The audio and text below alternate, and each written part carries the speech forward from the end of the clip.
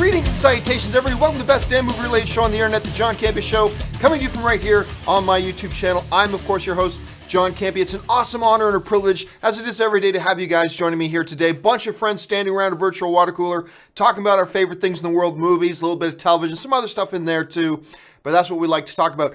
It's now July the 5th. I hope you guys had a fantastic 4th of July little break there. My dogs are terrified of the 4th of July. They shake and shiver and whine. My one dog, Lily, literally got up and hid in my closet. Hid and tried to sleep in my closet, was pacing around like a nervous wreck all night. So I don't know what happened with you guys and your pets and how your pets react to all the fireworks going off. But that's how mine reacted, and it was pretty funny to see.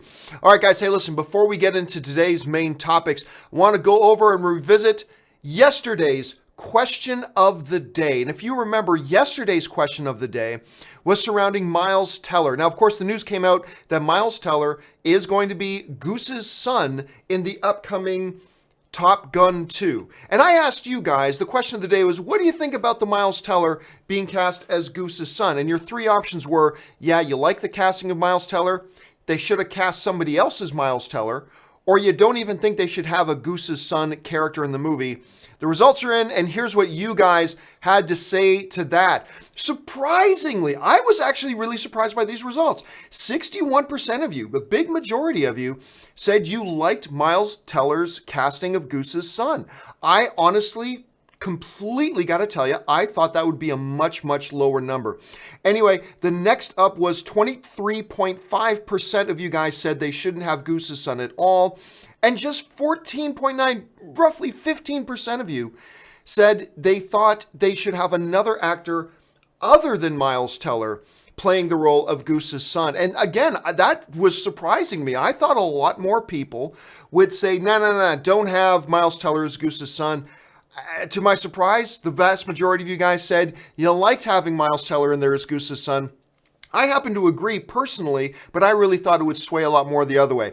Today's question of the day we'll get to a little bit later in the show. Has to do with Aquaman, but we'll get to that in a little bit. So, with all that out of the way, let's get into our main topics today. Now, how do you guys submit a topic to be a main topic or question on the John Campea Show? It's simple. You just email me anytime at john@thejohncampeashow.com. That's john@thejohncampeashow.com. Put the word topic in the subject line, and guys, keep those emails to 90 words or less. All right, with that out of the way, let's get into the first main topic today. And the first main topic today comes to us from Mark Huber, who writes, a lot was made after the release of the first Avengers that it changed cinema. But in the 6 years since, no other major franchise has been able to replicate a successful cinematic universe. Universal's Monster Universe and the DCEU have all tried, and despite some individual movie success, none have succeeded. So my question is, did the Avengers really change cinema, or is the MCU just lightning in a bottle? All right, thanks a lot for the question, man. Another one there too is, of course, Warner Brothers' giant monster universe, right? We've got Godzilla, King Kong, now we got Godzilla versus King Kong coming out, Godzilla 2. And like you said, that one's having some modest success as well. Not huge success, but modest success nonetheless. Look, here's the thing. What Avengers did was it didn't change cinema as in, like for instance, no movie coming out that changes cinema will make other movies succeed. I don't think that's what it means when you say you changed cinema. Because no matter what you do, that's not going to make other movies succeed. The way Avengers changed cinema, and I think most comic book movie fans would agree, whether you're a DC fan, Marvel fan of them both, whatever, is that it was the first real glimpse that these shared cinematic universes really can work. Nothing will happen that will make it work. That, oh, yeah, now that this is the magic formula, just do this and automatic box office success. Nothing will ever be able to do that. But what that Avengers movie did, by being a bigger movie than all of its individual pieces, because, that was one of the big questions was that, well, everybody who's into MCU movies, they went to go see Captain America, they went to go see Iron Man, they went to go see Thor. So why should we expect that the Avengers movie would make a hell of a lot more than the individual pieces did? I mean, weren't all the Marvel fans going to go see it anyway? Well, there were a couple of things to that. Number one, the comic book genre was still maturing. It was still growing. But what happened with Avengers was it showed that when you do a big amalgamated cinematic universe team-up film, that film can exceed the sum of its parts. The total can exceed the sum of its parts. And it opened up a realm of possibilities for other filmmakers. So, while you might ask, and I understand why you're asking, that, hey, you know, these other ones didn't succeed, so did the Avengers really change cinema? No, the Avengers really changed cinema because all these studios are now trying shared cinematic universe films. Whether it's, you know, opening the door more for DC, whether it's the Warner Brothers giant monster movie, whether it's Universal trying to do their shared classic monster movie, like regardless of their success, the success is up to the studios to make them successful. The fact of the matter is, by Avengers coming out and doing that, it kind of opened the door and showed that this is possible.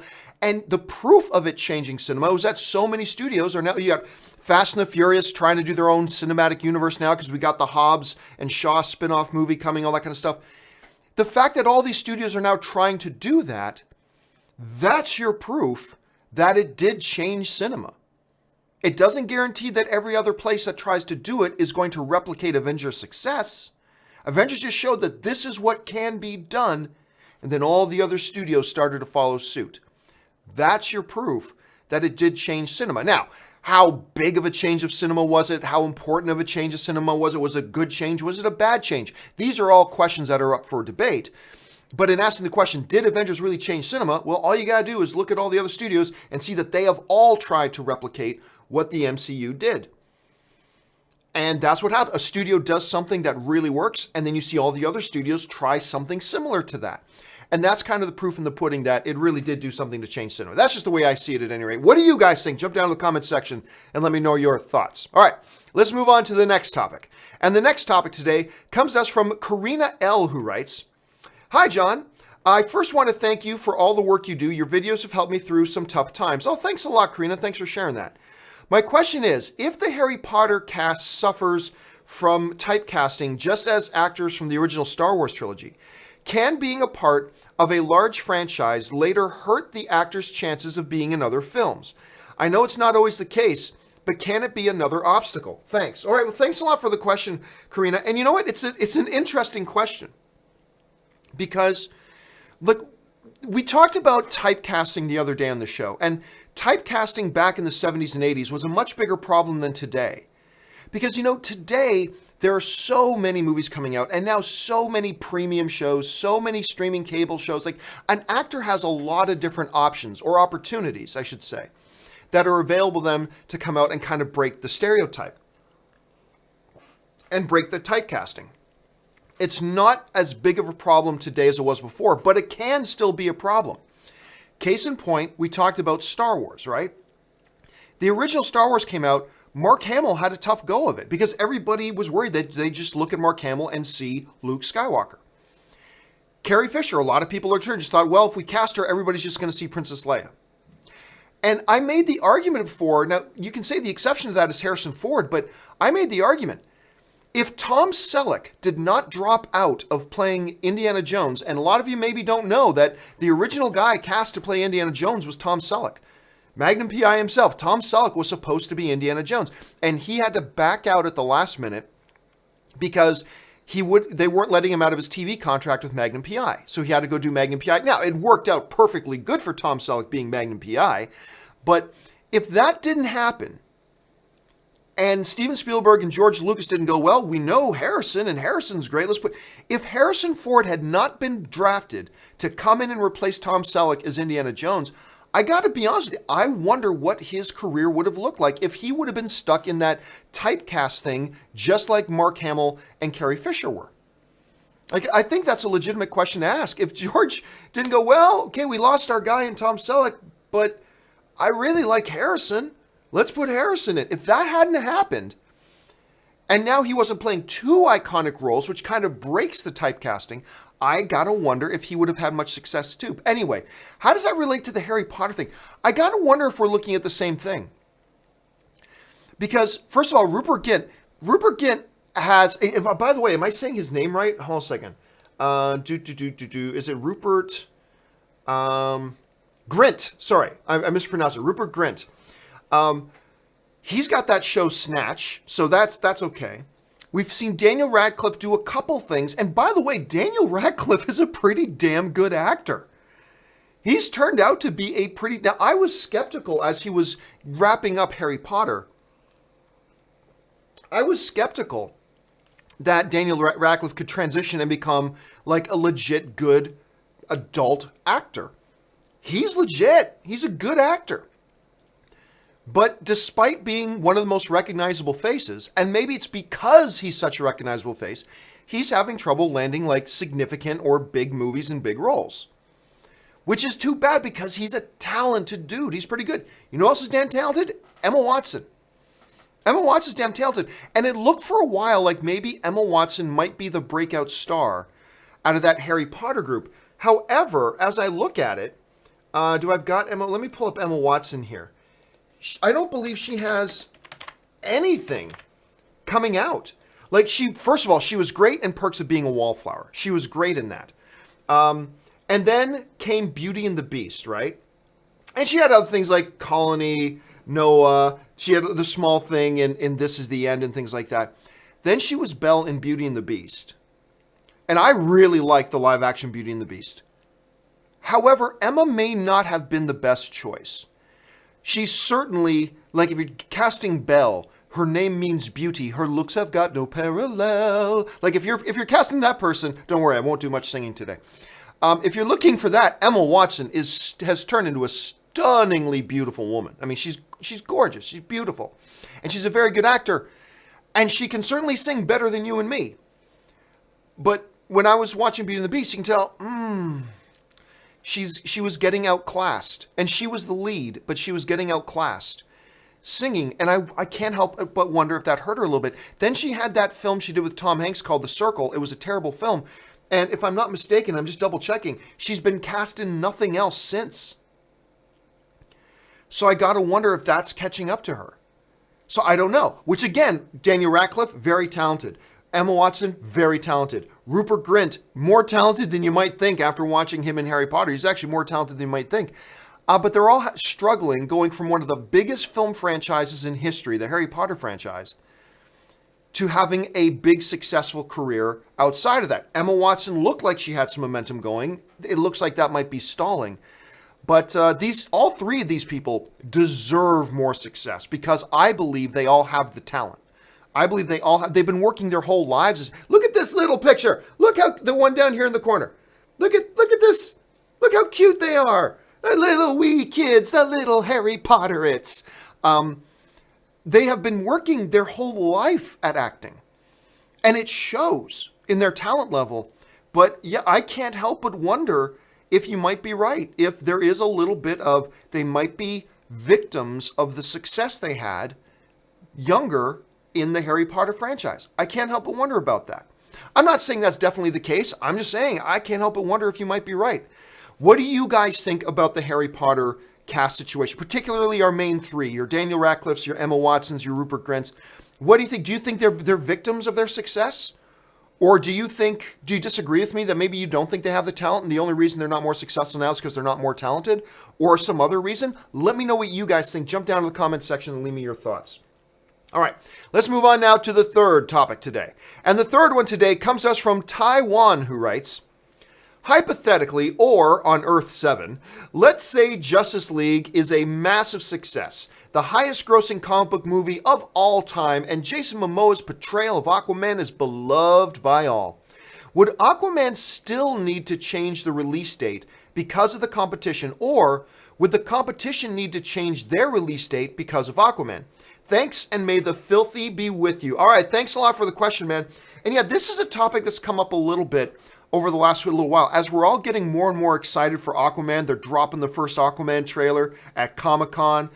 Understanding DC's track record of putting out awesome kick-ass trailers at Comic-Con, I expect nothing less. I expect nothing less from this Aquaman trailer. I think it's going to be awesome. I trust James Wan. I love Jason Momoa in the role. I think it's going to be spectacular. Now, whether the movie works out great or not, we'll have to wait and see. But I'm thinking this is going to be one hell of an awesome trailer. But one of the things we've been talking about is this ridiculous December release schedule, right? So let's just set up the picture. For those of you who are maybe a little bit unfamiliar with it, look at this release schedule in December. On the Friday that Aquaman is scheduled to open, you see right there in the middle, Friday the 21st, you also have Alita Battle Angel opening. You've got Bumblebee opening. You've got Will Ferrell and John C. Reilly comedy, Holmes and Watson, and you've got that new Steve Carell film, Welcome to Marwen. Now, neither Holmes and Watson nor Welcome to Marwen are going to be massive blockbuster hits, but they are going to eat up some. They're going to eat up some more of the box office. Some more out of a pie that's already drastically being sectioned off for that weekend. But anyway, it's not just that Friday. The week before, Mortal Engines and Spider-Man Into the Spider-Verse opens, and then the week after, and this to me is the real killer, look down at Wednesday the 26th. You got Mary Poppins opening. I'm guaranteeing you that's going to be a huge hit. It's going to be a huge hit. I'm not saying it's going to be a $1 billion club hit, but it's going to be huge. So we've been talking about recently about, should Aquaman move dates? So the question now comes up. Well, look, let's say Justice League was a massive hit. So big it was the biggest, like say we joined the $2 billion club. And Momoa's beloved. The way you phrased the question was, would Aquaman still need to move, or would one of the other movies need to move? Here's how I would answer that. It's not a question of which one needs to move. It's a question of which one would benefit the most from the move. And my argument would simply be this, that even if Justice League was a big, like $2 billion hit, and people were looking forward to Aquaman more than they already are, I would still contend that Aquaman has the most to gain by changing release dates.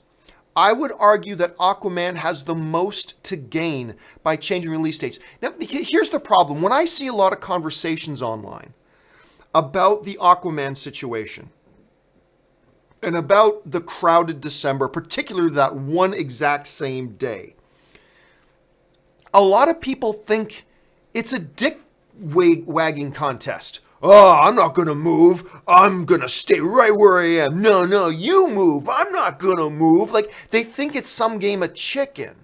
And we have seen situations like that before where it was a big game of chicken. But they look at this situation like some game of chicken, that you got to prove your machismo. You got to dig in your heels and play hardball. That's not what business is about. Business is about being successful. It's about doing what is best for your business. Screw what everybody else is doing. You need to do what is best for you. And I've made this argument before, but let me say it again. If you are Warner Brothers, would you rather keep Aquaman on December 14th? I think it's the 14th, or it's 21st.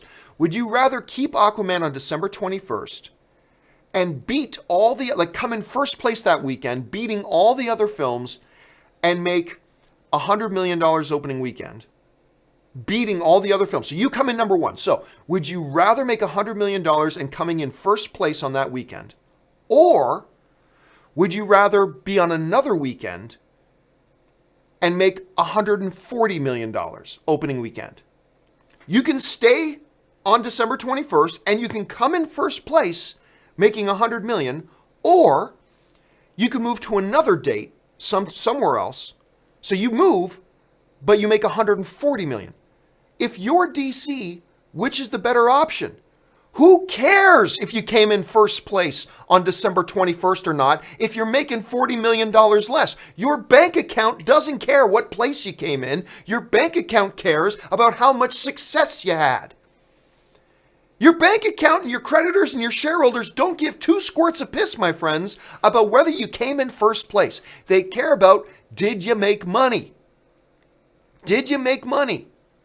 They don't care if you won your opening weekend. If you won your opening weekend and made this amount of money, but you could have moved and made more money, then that's the smart business move. And I would argue that even if Justice League had been a $2 billion film and Aquaman was the most anticipated movie for the rest of 2018, that I would argue it is still in Aquaman's best interests to move because I believe they will be more successful on another date. And I believe Aquaman can win that weekend. They can come out in first place on December 21st. But when you're going up against other genre films that are going after the exact same audience as you in the form of Alita Battle Angel, Bumblebee, you got Into the Spider-Verse the weekend before, and you got Mary Poppins opening up the week after, you may win that weekend. Aquaman still very well could win that weekend, but I absolutely guarantee you that if you move the weekend, you're gonna make more money. And from everything I'm seeing, this is a movie that deserves to make more money because it's looking pretty good. Again, the movie might suck, who knows? But right now, everything's looking pretty good, right? It's looking pretty good. So I would contend that it should move. And I'll also say this.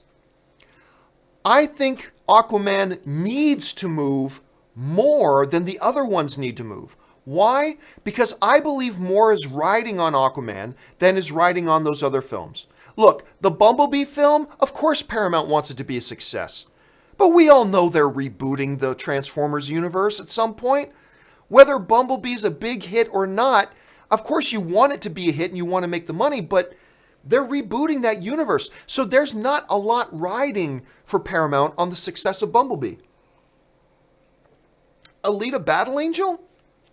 It's of course you would love it to turn into a franchise, but I think the studio realizes it's not franchise material. So yes, you want it to succeed, you want it to be big, but there's not as much riding on it. Aquaman is something different. Aquaman is a part of a DCEU that, coming off of Justice League, is desperately in need of a big hit. And Aquaman could be that movie. And that's why I think Aquaman has even more riding on its shoulders than a Bumblebee, than an Alita Battle Angel, and why I think that makes it even more, while some people would erroneously argue, it's all subjective, but while some people would erroneously argue that just proves that Aquaman needs to dig in its heels and stay where it is, no, I would argue that just proves the point that because it has more riding on its shoulders, it increases the need for it to be the movie to move more than anything. It's about being the smartest. And I think Warner Brothers needs to step up and be the smartest studio and say, you know what? Okay, you guys, you losers. I'm not calling Bumblebee a loser. I'm just saying, you losers can sit there and fight it out in that sandbox. All you guys, you can fight it out over I'm going to go to a bigger sandbox where there's nobody else playing in it right now. And I'm going to make a lot more money than all of you fools are going to make, all trying to fighting for the scraps of what's left over for that date. Yeah, the late December release date is a rich date for sure, but it becomes less lucrative the more and more movies start piling in there. And the fact that Welcome to Marwen just jumped in there too, which isn't going to be a huge hit, but it's going to take a little bit more out of it. Warner Brothers needs to step and say, no. We're going to be the smart company here. You losers fight it out over that. We're going to pack up our ball. We're going to move up to November. We're going to move it back to February. Whatever. And we're going to make more money and have more success and more attention on our film this way, John, and more attention on our film than we would have if we were trying to fight it out for the audience's attention, whatever, sitting in that one date. It's not about having the biggest balls. It's about having the biggest brain. And I believe there is a 10% chance that at Comic-Con, Warner Brothers is going to drop a major bombshell and say they're going to play the trailer and blah, blah, blah. And it says, the trailer will end and the audience goes crazy. Aquaman's the greatest. They're going to freak out at the trailer. It's going to be awesome. And as they say, coming December 2018. Yay! And then James Wan is going to step up to the podium. He goes, something, guys, doesn't sit right. Something's wrong with the trailer. What's that? Oh, that's what's wrong with the trailer. And then the screen comes back up. Opening November 6th. And then everybody loses their freaking mind. And that one bombshell will win Comic-Con all by itself. I don't know that it's likely, but I think there is a 10% chance. That means 90% chance not. I think there is a 10% chance that DC walks in and just destroys Comic-Con with at the final frame of their trailer goes, then they step and say, oh, did we say December? I'm sorry, guys. Let me rephrase. October. It's coming in 3 months or something ridiculous like that, right? And Hall H explodes. San Diego explodes. Everybody, fans across the universe are losing their minds, blah, blah, blah, blah, blah. Why? Because it's not about having the biggest balls, my friends. It's about having the biggest brain. And I think there's a 10% chance they do it. Now, if they don't, I still think Aquaman can succeed. They can do well. They can succeed. I still would pick Aquaman to win that weekend. Again, I just think they're in a much better position if they move. And that's why I believe they need to move. Now, that brings us up to, though, our question of the day. And our question of the day indeed revolves around Aquaman. You guys can find the link to the survey down below in the description of this video. Go down to the description of this video. At the very bottom of the description, you'll find the link where you guys go and vote. And the question is, should Aquaman move out of the December date? Now, I've had my say, but I want you guys to have your say. I want to hear what you have to say about this. And you've got, when you get to the survey, you're going to notice you have 3 options. 1, yes, they should move it out of December. Your second option is no, another movie should move out of December. Or your third option is no, all the movies will be fine right where they are on December. There's enough business to go around for everybody to have big success on that December 21st date. So those are going to be your 3 options. Aquaman should move, another film should move, or we think there's enough business that everybody can have big success on that December 21st date. Once again, the link is in the bottom of the description of this video. Go click on that and we'll get to the results. You know what? I'll give you guys an update at the end of today's show. As we're getting closer to the end of today's show, I'll give you an update on where it is now, but we'll give you the final results on tomorrow's John Campea show. So that is your question of the day, guys. Let your voice be heard. Go let me know what you think.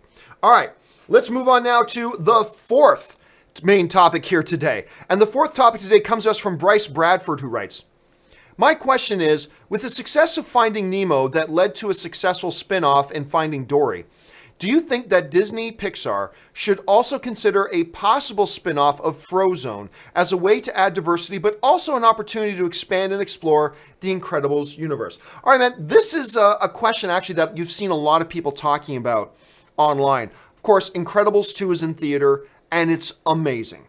It's absolutely phenomenal. I love this movie. It's so good.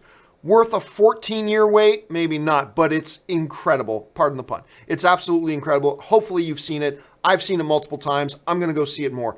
And of course, one of the big stars of it is, of course, Frozone.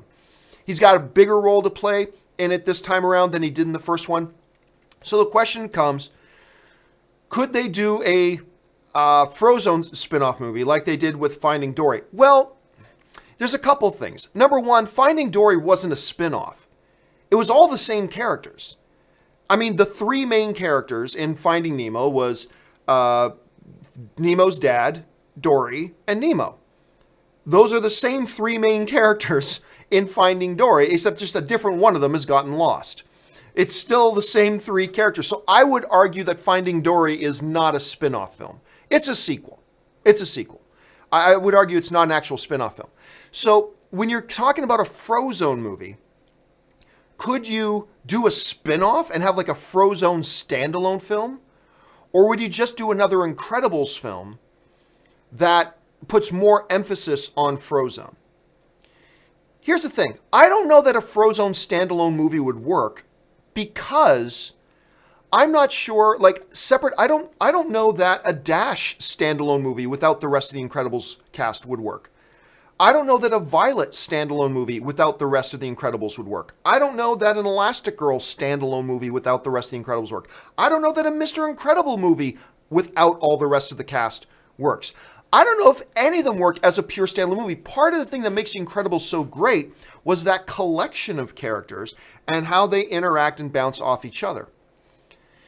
You could make an argument that Frozone has the best potential to be a standalone film because a lot of his stuff is just centered on him, whereas the Incredibles family, their stuff is reliant upon bouncing off each other.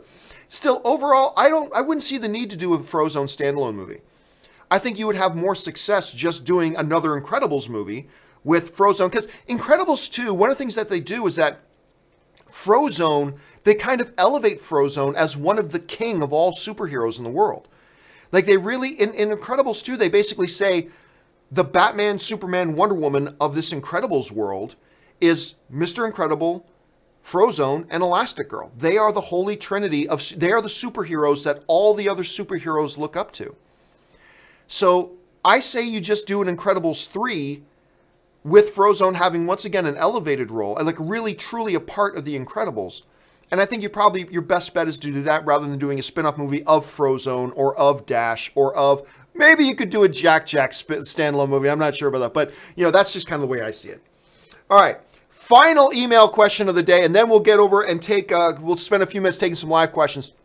Final email question of the day comes to us from Jennifer Lehman, who writes, there's some controversy around Scarlett Johansson about a new movie she's doing called Rub and Tug.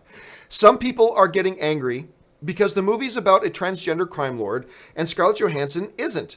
Should this be an actual problem? All right, for those of you guys who have not heard about this, Scarlett Johansson, it was announced a few days ago, she's going to be doing this movie based on a true story called Rub and Tug about this person who ran basically a brothel as like a massage parlor as a brothel, became like a crime lord. I think it was set in Pittsburgh and all that kind of stuff. Anyway, the main character is a transgendered person, right? And Scarlett Johansson has been cast to play that role. However, that got a bunch of people upset, saying that, Scarlett Johansson, not being a transgendered person, shouldn't get the role. That she should not get the role. Somebody else should get the role. Now, Scarlett Johansson put out a response to that, basically saying, well, Jeffrey Tambor, Jared Leto, and I'm forgetting the name of the girl from Desperate Housewives, who also played a transgender character. Anyway, she put that out, right? Jeffrey Tambor, who is not a transgender person, won an Emmy for playing a transgender person. Jared Leto, who's not a transgender person, won an Oscar for playing a transgender person. And Felicity, I think her name is. Anyway, the Desperate Housewives actor won or was nominated for an Academy Award for playing a transgender person. Probably not the best response to put out. Now, should she be getting the role, or should the role go to a transgendered actor? Here's what I think about this. Now, let me preface my answer by saying this. I am not purporting to have the answer, all right? What I'm about to tell you is simply my opinion. An opinion, by the way, which could be different a year from now, and I'm open to hearing other arguments and having my mind changed. I am not putting forth my opinion here as the be-all, end-all. This is the authority. This is the word. No, I'm just saying this is my current opinion, right or wrong. Don't get mad at me for if my opinion doesn't line up with you. I'm just telling you what my opinion is, just going to be honest, and maybe you agree with me, maybe you disagree with me, and maybe my mind could change. But where I am right now, here's the way I see it, okay? I don't care. I don't care. Because to me, at the moment, at least at any rate, my mind could change about this, but to me, what is acting? Acting is pretending to be somebody or something that you are not actually. That's what acting is. I mean, do we say, wow, we're making this movie in World War II, and we got some German officers that we need to play. You know what? We got to go find some Nazis. We got to find Nazis to play the role because they're Nazis. So you can't have somebody who's not a Nazi playing a Nazi, right? Let's go out and get some Nazis. Of course not. You go out and get an actor to pretend to be something that they are not. Right? That's what you're doing. You're going out to get somebody to play something that they are not. Like you don't go, when they're casting the new Superman movie, although I wouldn't have put this by the producer, but you don't go, well, okay, by the way, we need to find an alien being to play Superman, because Superman's alien. What are you talking about? Well, I mean, Superman's alien. You can't have a non-alien playing Superman. We got to get an alien. But there are, no, Peters would be going, no, go get me and find me an alien. Of course, that's ridiculous. So you get Henry Cavill to play something that he is not. You know, whether it's gay actors playing straight characters playing gay characters, whatever. I just don't care. It's just one of those things that, to me, it's all about just putting in a great actor, and do they do well. That's why I was super excited when they cast Michael B. Jordan as Johnny Storm. No, I don't care whether you say Johnny Storm is a white character or black character. It's irrelevant. I really don't care. Just give me somebody who's going to give a good performance, and Michael B. Jordan is a great actor. So, I mean, at the time, you increase Fantastic Four's chances of being quality by adding a great actor, and that's what they did. So, when you're talking about getting somebody to play, you know, a transgender character, would I be perfectly happy if they got a good transgender actor? Absolutely, I would be. Am I going to complain if they go out and get an Academy Apex level actress like Scarlett Johansson to play the role? Of course I'm not going to be upset by that. She's an actress. She's going to come in and play something that she is not. That's what acting is to me. And there are arguments to be made. There are counter arguments to be made. Absolutely there are. There are legitimate counter arguments to be made. Absolutely they are. That's why I'm not willing to live and die on that opinion. I'm just saying that's kind of been my opinion for a few years, and it may be different next week, it may be different next month, but that's just kind of where I am right now. I personally, I have no issue with a Scarlett Johansson, like I said, an apex level actress in Hollywood, one of the best in the business right now, maybe not in the top 3, but certainly in the top 10 best, most talented actresses in the business right now. An actress coming in to play something that she is not. That's what every actor does. The guy who plays Luke Cage does not really have bulletproof skin in real life. You know, that's just kind of the way I see it. And again, I'm not saying that this is the way it is and anybody who doesn't agree with me is dumb. No, not at all. I think there are other ways of looking at it, absolutely. But since you asked, that's just kind of the current way that I approach it and the current way that I look at it. You guys may have totally different opinions on that. Let me know. Like, do you think there is something to be said, like a big value? It's like, you know what? You're getting somebody to play this type of a character. You might get more oomph for your buck if you go out and get a performer who's actually in that situation. Maybe. Yeah. I mean, let me know what you guys think. Like I said, I know it's a very touchy subject. I want to be very careful about it, but I'm going to be honest with my opinion. That is my opinion right now. To me, actors are people who, by profession, pretend to be something that they're not. That's what all acting is. And that's just kind of how I see it. But again, I might be wrong. Let me know what you guys think. All right. With all that out of the way, guys. Oh, man, I took today's show kind of long. Sorry, you guys know I can be long-winded. I apologize for that. But I am going to save some time here. I'm still going to take a few minutes here and take some live questions from you guys. So let's go over and do that right now. And the first live question comes to us from Jay Bling, who writes, speaking of Adam Sandler, doing drama. Yesterday we were talking about how much I love Adam Sandler doing drama instead of comedy now. What are your thoughts on Good Time starring Robert Pattinson? I ask because the directors of that are set to direct Sandler in a crime drama called Uncut Gems. Yeah, they are. And the Sibera brothers or something like that. I forget their last names. These two young dudes whose last names start with S. I can't remember. But anyway, Good Time was a movie produced and distributed by A24. Starring Robert Pattinson, about a brother who's got his other brothers in trouble. Anyway, Robert Pattinson, let me tell you, whenever a Good Time comes out, I gotta remember, Robert Pattinson, what, that Twilight dude? Yeah, one hell of an actor, that Twilight dude. One hell of an actor. I'm predicting within 5 years, and now we can come back and revisit this later. I'm predicting within 5 years, Robert Pattinson's gonna have an Academy Award on his mantle. I think he's that good. I really do. He is that good. He has grown so far beyond the Twilight thing. It's insane how good he is. And kind of like a little bit like the Harry Potter cast stuff, which is ironic because he was in Harry Potter. But I think he's a little bit of a victim of his success with Twilight. I think some people have been hesitant to cast him with stuff. But the more and more of these incredible indie films, he's been getting a lot of work in these indie films. The more and more incredible work he turns in, the closer and closer I think he's getting to breaking through and being legit A-list again. And within 5 years, Oscar on his mantle. He's again, like Scarlett Johansson, I won't say he's apex level, but he is right up there. He's right up there as far as his pure talent goes. It's difficult to say, to get too excited about a director doing one movie. Now, they did some shorts, these two director brothers before that, and Good Time was a lower budget film. It's going to be interesting to see what they do. Look, I'll say this. Because I think Good Time was really good, it's a really solid film. I think that increases the chances for Uncut Gems to be good, certainly when you put in good directors in. It's just that the directors don't have a long enough track record for me to really feel super confident about it, but it's definitely a good sign. It's definitely a good thing. Jay Blink follows it up with, Ahmed Best revealed he almost took his own life due to the backlash against him for Jar Jar Binks. Star Wars fandom is exponentially worse now than in the prequels. Yeah, we talked about that at length yesterday, Jay Bling. It's I believe what happened with Ahmed Best. Remember, 90% of the movie going audience never even heard of Ahmed Best. They just saw this CG animated character, Jar Jar, right?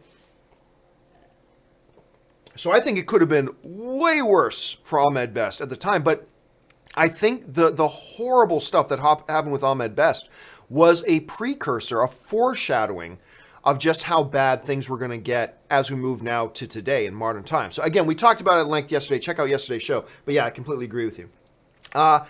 Aditya Naran writes, I'm starting to doubt Rotten Tomatoes critic rating. 6.5 out of 10 for one review shows fresh, while another with the same score shows to be rotten. Why is that? Oh, no. That is a what's the word I'm looking for? An aberration. That's an aberration. It doesn't, that is super, super, super, super rare that happens. 6.5, I think 6.5 is their line between a tomato and a splat, but who cares? Who cares? Who cares? That happens like 1 out of every 100 or 300 reviews that happens. It's an aberration. It's not really something to concern ourselves with. It has nothing to do with it. I wouldn't worry about it like whatsoever. Because we're talking about something that happens 0.3% of the time. So it really has no effect whatsoever on the overall performance. So I wouldn't even look at that for a second. Julius Goodwin writes, hope you and yours had a great 4th. Has the MCU success made it impossible for other studios to build a universe? All seem to fail horribly. Well, no, I don't think the MCU success hurts other people's chances of success. You just got to make good movies. Look, the problem with the Universal Monsters movies was that they didn't make it good enough for more people to like The Mummy. It didn't fail because it's a shared cinematic universe and Marvel gets all the shared cinematic universe. No, it failed because a bunch of people didn't like The Mummy. That's the problem. That's your problem right there, is that you didn't make the movie in such a way that more people would like it. I happen to not think The Mummy was garbage. I didn't think The Mummy was garbage. I didn't think it was all that good, but I didn't think it was the steaming pile of garbage that some other people seem to think it was. I thought there was enough redeeming stuff about it to say it was okay. I thought The Mummy was okay. A lot of people hated it, though. The problem wasn't that it was a shared cinematic universe and bliss and this. No, the problem was people didn't like the movie, right? So that's the problem. You got to make your movies better. Marvel came out of the gate with Iron Man and everybody loved Iron Man. If they came out of the gate with The Mummy and everybody lost their mind for The Mummy, putting their pieces together for their shared cinematic universe wouldn't have been that big of a problem. However, they made a movie that a lot of people didn't like. And that's the problem. I really do. I don't think the MCU success is a hindrance to other people. Again, like I said earlier, I don't think it means it's an automatic win for others like some people think it should. But, there you go. All right, last 2 questions, guys. Ben Rayner writes, Teller as Goose's son scares me because of ID4-2. Oh, I mean, who cares about that? That's one movie, Ben, that did something. Just because it didn't do it well doesn't mean other people couldn't do it well. I'm more concerned because I'm afraid of it being a carbon copy of Creed. That's my fear. I'm not worried at all about what happened in ID4-2 or anything like that. That movie was just garbage from start to finish. So that little story element is not what made, I think you'll agree with me, Ben. I don't think that story element is what made ID4 bad. I think everything about ID4 made it bad. So I wouldn't worry about that. Okay, final question of the today, and then don't worry, guys. All the rest of you who sent in live questions, I'm going to take those and put them in the next companion video. I'm actually going to shoot it this afternoon. So I'm going to take all the, so from In Poor Taste Humor, I love that username, all the way down. I'm going to take those questions, add them to the next companion video, and that will be recorded today. All right, Josh DeRose writes, you're lost in the jungle. Who do you choose as a partner to navigate your way back to civilization? Ron Swanson or Dwight K. Schrute? Oh, easy, Ron Swanson. I wouldn't mind a Dwight K. Schrute. That wouldn't be bad. But Ron Swanson lives in the woods. He is a man amongst men. Ron Swanson is one of the greatest television characters of all time. It was funny, Ray was over here yesterday, and he found this Ron Swanson pop that I cannot believe. Out of all the pops I have, I cannot believe I do not have a Ron Swanson pop. And I'm like, I have to buy that. Ron Swanson all day, every day. I want to be on the Ron Swanson Pyramid of Excellence. That's where I want to be with my life. All right, guys, we went way over time today. Sorry about that. Thank you so much for joining me here today. Again, guys, don't forget about the question of the day, which is, of course, our Aquaman situation. Should Aquaman move off the December date? Now, I'm just going over right now to check because a bunch of you guys have already registered your votes. Right now, 81% of you are saying it should move. 8% of you are saying no, another movie should move. 10% or 11% of you almost are saying that all the movies should do fine, but that's just the preliminary results. Let your voice be heard. Use that link in the description below. Go and cast your vote for the question of the day, and we'll give you the final results tomorrow. All right, guys, listen, if you're somebody who enjoys watching my program, do me a favor. Head on over to www.patreon.com/John Campea.